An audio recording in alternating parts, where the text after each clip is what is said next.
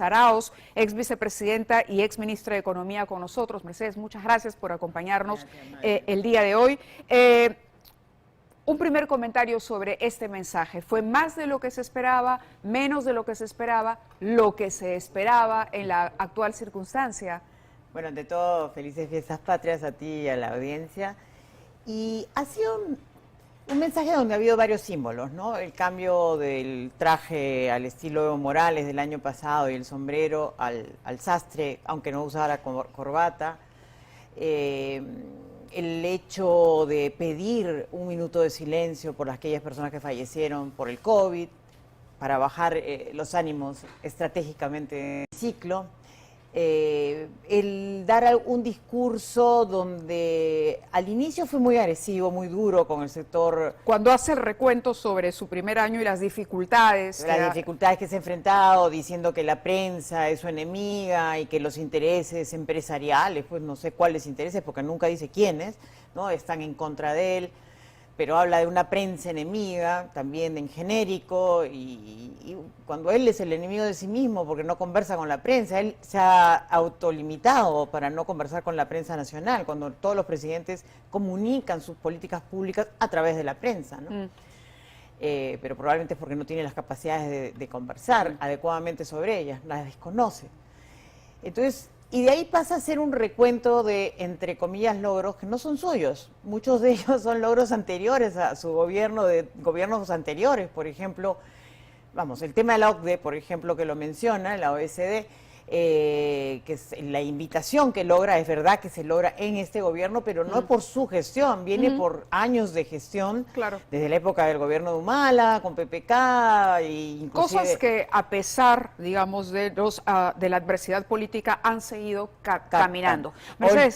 O el tema del ingreso al CTPPP, que fue una cosa que se logró antes también por las negociaciones que hubieron, se cerraron y aprobaron en el Congreso anterior, no en ese Congreso. Entonces, bueno, varias cosas de ese estilo, ¿no? Hemos preparado una crónica, precisamente una crónica jugosa sobre lo que fue el mensaje y evidentemente momentos antes, momentos después de que el presidente se presentara. Alonso Dávila tiene el informe y esperarse este final accidentado en el mensaje del presidente al Congreso. Por un lado, pañuelos blancos.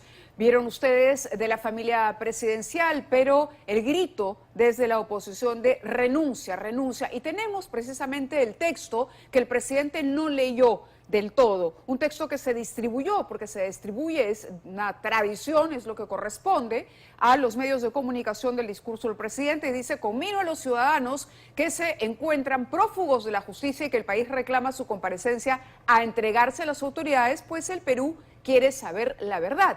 Lo cierto es que esto no lo leyó, sea porque el presidente se puso nervioso debido a la situación que se vivía en el Congreso ya hacia el final de su discurso. Justo ahí, cuando ven ustedes las imágenes de la familia del presidente poniéndose de pie y levantando pañuelos blancos, ¿no? Levantando pañuelos blancos en señal de apoyo, yo no sé, o de pedir un poco de tranquilidad de pronto al auditorio, pero se dirigían a Fuerza Popular y sacaban pañuelos blancos. El presidente ha intentado tenderle la mano al Congreso con este discurso. Ha entendido que no puede pelearse con el Congreso porque la vacancia es una amenaza que está sobre su cabeza día tras día, momento tras momento. Pero atacó a la prensa. Fue la prensa la depositaria de sus mayores críticas. Pero habló de crecimiento económico el presidente y dijo que la prensa desinforma porque al Perú le va muy bien. Estamos creciendo más que cualquier país de la región. Y acá solo le introduzco el comentario a Mercedes Arauz. Pobreza en Perú aumentaría este 2022 por alta inflación y menor crecimiento. La fuente es Bloomberg. Perspectivas del empleo post-COVID. ¿Por qué el país no puede salir de la informalidad? Los datos allí, ¿no?, de la PEA son datos oficiales publicados por Infobae. Inflación, ¿cuánto le cuesta la canasta básica de alimentos a una familia? El alza de precios, bueno, ha puesto en una situación sumamente vulnerable a muchísimas familias. 6,5 millones de peruanos se acuestan esta noche sin saber si van a poder comer mañana.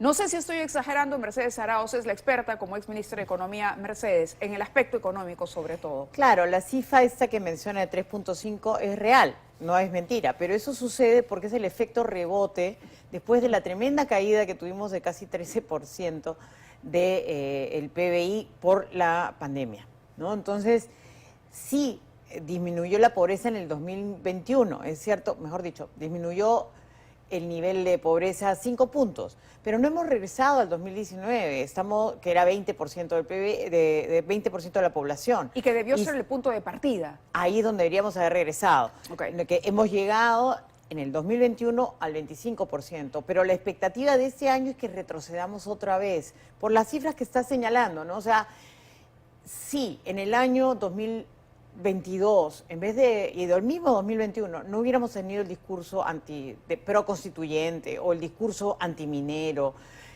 hubiéramos tenido más inversión privada que hubiera permitido por lo menos crecer al 5%, en vez de 3 punto algo, y este año que viniera las proyecciones habían pensado que podía ser un crecimiento no tan alto, pero de 4% de repente, porque hay proyectos de inversión minera que se hubieran podido madurar a tiempo, digamos, pero lo que hemos hecho es espantar la inversión privada.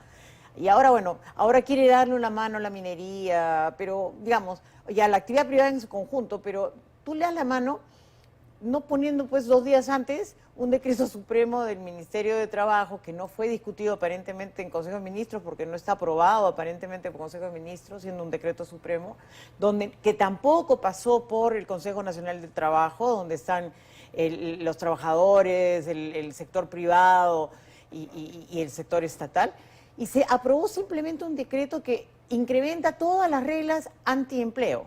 Yo no estoy en contra de los sindicatos, pero cuando generas una cosa tan mal hecha además, generas un reglamento de la negociación colectiva que es totalmente distorsionador en las relaciones laborales entre las empresas y los trabajadores. Entonces, realmente es antitécnica y sin pasar por los órganos adecuados, como fue la ley de tercerización, el decreto supremo de tercerización igualito, como fue el aumento del salario mínimo, que no estoy en contra del aumento del salario mínimo, pero otra vez es el hecho de no hacerlo de una manera consensuada y dando las razones adecuadas. No lo hicieron de una forma apresurada, con el objetivo de dañar a la empresa. Y ahora quieres decir, no, la minería es importante, que crecimos en exportaciones, sí, pero eso es el resultado del año anterior y ya ellos fueron los que celebraron que se cancelara la ley de promoción agraria, por ejemplo, y que tengamos una ley que es muy enrevesada y que ni los trabajadores ni los agricultores están contentos. Y promete otra vez, por enésima vez, una segunda reforma agraria que nadie entiende, porque ¿qué significa una reforma agraria donde no es inclusiva? Promete reformas como lo de las AFPs y el Sistema Nacional de Pensiones, pero no convoca ni a las AFPs ni a la ONP. Entonces, los actores principales no están sentados a la mesa para hacer el debate sobre cómo hacer una reforma, ¿no? Es interesante y vamos a rescatar un momento del discurso del presidente, del mensaje del presidente, donde se refiere a los pobres. Hay menos pobres, dice Pedro Castillo.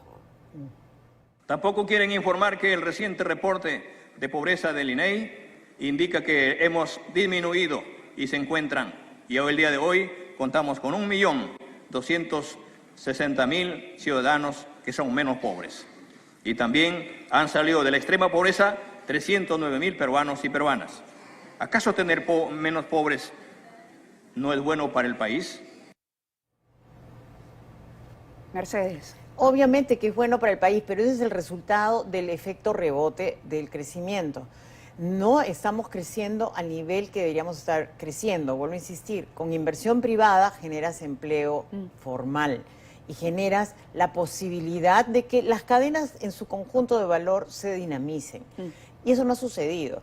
O sea, hablaba, por ejemplo, del sector turismo y la verdad que daba rabia, ¿no? En este mismo momento no se puede entrar a Machu Picchu porque hay protestas de los turistas nacionales y extranjeros porque no puede entrar, porque no hay boleto turístico, porque han hecho desastres en el tema de turismo. La carretera central, esta mañana la gente quería salir de vacaciones por las fiestas patrias, tomar su bus y no se podía ir porque había una congestión, porque había un desorden. El Ministerio de Comercio Exterior y Turismo ni existe porque el señor Sánchez, lo único que yo le escucho cada vez que él sale es a defender al presidente de sus problemas con la Fiscalía y nunca le escucho decir cuáles son sus programas con respecto al desarrollo del turismo. Después dan cifras y cifras y cifras sobre el FAE Turismo, todo, pero un sector turismo necesita crédito o lo que necesita es una reactivación de la actividad realmente. No necesita que le bloqueen el desarrollo del sector.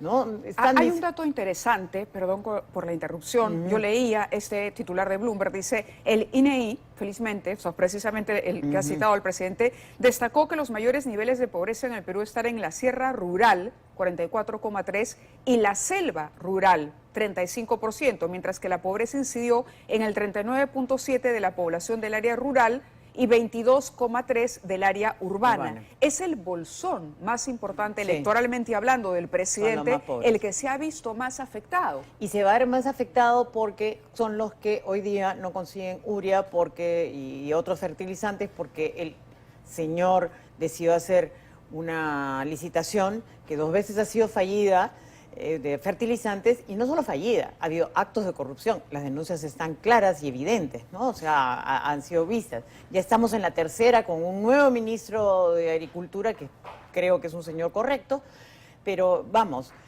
va a llegar tarde a la campaña agrícola en agosto, o sea, está llegando tarde a distribuir, y nadie sabe cómo va a distribuir, que eso es lo peor, a quiénes va a distribuir, en vez de usar los mecanismos del mercado, inclusive...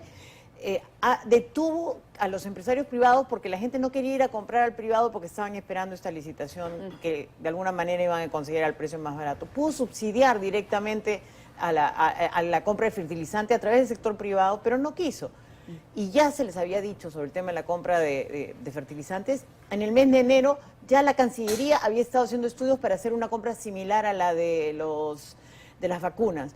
Simplemente estos ministros que ha tenido, que son en su mayoría ineptos o corruptos, no quisieron hacer caso. No hicieron caso y nos estamos viendo en este momento, en agosto ya, sin los fertilizantes, cuando empieza ya la campaña, la gran campaña, que es la etapa más fuerte de siembra, ¿no? De acuerdo. Mercedes, solamente, y antes de presentar al señor Oscar Caipo, presidente de CONFIEP, que está con nosotros enlazado también a través de Zoom, bajo un escenario pesimista, dice Macroconsult, el cual la economía tiene un crecimiento nulo a partir del 2024, es decir, si continúa este gobierno con el comportamiento y el manejo o la falta de manejo que ha demostrado, la pobreza acabaría incrementándose hasta en un 29% en 2026, alcanzando niveles muy cercanos a lo acontecido durante el primer año de la pandemia. Es decir, la herencia de un gobierno de Pedro Castillo, si sigue como sigue a 2026, sería tan devastadora como un año de pandemia, sin vacunas en el país. Oscar Caipo está con nosotros esta noche y también tiene algo que decir desde la perspectiva del sector privado, que, como ha señalado Mercedes Arauz, pareciera estar dejada de lado o no tomada en cuenta por el gobierno actual. Señor Caipo, buenas noches. Buenas noches, Mávila. Gusto de estar contigo y un saludo a Mercedes Arauz. Lo escuchamos. Muy bien, bueno. Sí, bueno, creo que todos estamos todavía tratando de asimilar el mensaje presidencial, a pesar de que han pasado ya varias horas. Efectivamente comenzó algo agresivo hacia el sector privado, para luego enumerar una serie de logros y de resultados que la verdad pareciera que quiere tapar con un poco de fantasía lo que ha sido este año perdido y año de retrocesos para el Perú. Un discurso en el cual no hemos escuchado nada concreto de cómo va a reactivar la economía para que pueda crecer al nivel potencial que tiene el Perú, como decía la señora Mercedes Arauz, 5 o 6% es lo que deberíamos crecer, decir de que estamos creciendo por encima del promedio cuando hemos sido el país que más ha crecido en toda la región, y este año proyectamos a ser el 4º o el 5º, ¿no? Entonces ese no es un logro de ninguna forma. No ha mencionado nada de las micro y pequeñas empresas que representan el 99.6% del tejido empresarial. No ha mencionado nada de la conflictividad social que está afectando a la minería, luego de hablar que la minería está yendo muy bien cuando la producción de cobre ha caído 10%, la de oro ha caído alrededor de 4% y la de plata me parece que es 8 o 9% Sí, a mayo. perdóneme la interrupción, pero cuando usted dice la pequeña, mediana empresa, viene a la memoria este comunicado reciente que han suscrito por lo menos 200 gremios. Cuando uno revisa la lista de esos 200, encuentra desde la Asociación de Agentes Turísticos en el Cusco o en Trujillo, hasta, por ejemplo, no sé, los criadores, avicultores, los microempresarios o pequeños, ¿no? Las cámaras de comercio de las regiones que justamente votaron por el presidente Castillo. Uno desagrega ese comunicado, siendo tan evidente y además viniendo esos gritos, esos pedidos de ayuda y esos reclamos de lo que nosotros decíamos fue su bolsón electoral. El público o el peruano que le podría sostener todavía, ¿por qué Castillo es de pronto, insensible a ese reclamo? ¿Cómo entender que el gobierno no atienda o no haga algo para convocar a esos sectores incluso? Bueno, creo que hoy ha quedado evidenciado que el presidente está completamente desconectado de la realidad, o se está creando una propia realidad con las cifras que ha estado dando y los logros que ha estado mostrando, lo que hace aún más preocupante. Si el presidente se siente satisfecho con cómo le está yendo al país y no está siendo consciente que tiene aproximadamente 80% de desaprobación, entonces no queremos ni siquiera imaginarnos lo que va a pasar en el segundo año, dado que claramente no va a ser mucho más que esto, ¿no? Entonces, de acuerdo. Y creo que el presidente no se da cuenta que el Perú es un país de empresarios, de emprendedores. Vamos ¿no? a compartir con ustedes un momento también de este mensaje en el que el presidente se refiere al tema del empleo. Escuchemos lo que dijo Pedro Castillo. Hemos recuperado los niveles de empleo que en estos momentos superan los 5.5 millones de puestos de trabajo. El empleo formal a nivel nacional aumentó en un 6.9% interanual a mayo de este año y se recuperaron con ello 352.000 puestos de trabajo. Debo enfatizar que con este resultado positivo se pone de relieve que se ha superado ya los niveles prepandemia y se acumula 14 meses de crecimiento consecutivo y ha sido generalizado a nivel nacional. Señor Oscar Carpol, tenemos unos minutos para tener un comentario adicional sobre este punto concretamente. Sí, es también una cifra parcial, como todos sabemos, de rebote. El empleo efectivamente a nivel agregado se ha recuperado a niveles prepandemia, pero el empleo se ha precarizado muchísimo. Poco más del 40% de la PEA está con empleo precarizado, quiere decir menos de 35 horas por semana, y tiene alrededor de 12% menos ingresos. De acuerdo. ¿no? Entonces, si a eso le sumamos que tenemos una inflación en la canasta alimentaria de alrededor del 15%, han perdido prácticamente 30% de su capacidad adquisitiva. Y no se ha hecho nada con respecto a eso. Y hoy, si me permites, Mávila, el presidente hoy ha mentido. Bien. ¿no? Lo tengo que decir. Cuando dijo que el sector privado no ha traspasado la rebaja del IGB a los precios, eso no es cierto, porque un estudio del Banco Central de Reserva ha mostrado que el sector, en el canal moderno, que es decir, donde están los supermercados, ¿no? y las tiendas de departamento, ahí los precios han bajado 16%, es decir, prácticamente la bajada del IGB. Y es en el canal tradicional, que es informal, que solamente bajaron los precios 3%. No tiene nada que ver con los empresarios. Bien, le agradezco que haya estado con nosotros. Ha sido Oscar Caipo, presidente de la CONFIEP. Muchas gracias y feliz 28 de nuevo.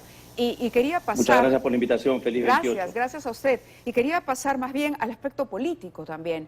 Vladimir Cerrón ha publicado un tuit con relación al presidente Castillo y al discurso. Dice: discurso presidencial vacío, sin la energía moral necesaria, sin compromiso de un real cambio, sin anuncios de reestructurar el Estado, asamblea constituyente apenas nombrada, soberanía no enunciada, renegociación de contratos de ley ausentes y recuperación de recursos nulos. Desde ya su experiencia política, ¿no?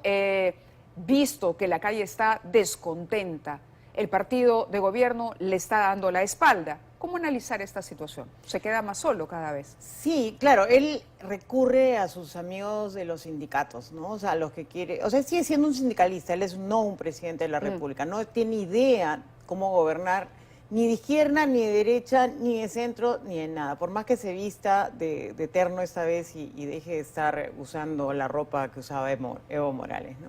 Entonces él ha hecho un montón de promesas a los sindicatos ligados a él, a subir salarios, o sea, el sindicato de profesores, por ejemplo, en vez de mejorar la carrera pública magisterial, dice que no les va prácticamente a tomar un examen, ¿no? Y lo que nos estaba ofreciendo es mayores costos fiscales permanentes, porque todo lo que significa aumentos salariales dentro del espacio fiscal es, digamos, costos que van a aumentar los déficits fiscales y vamos a tener que recurrir al financiamiento externo u otro mecanismo de financiamiento para poder lograr eso. Entonces, al recurrir a estos bolsones, que son los que le dan el soporte político, cree que puede sostenerse.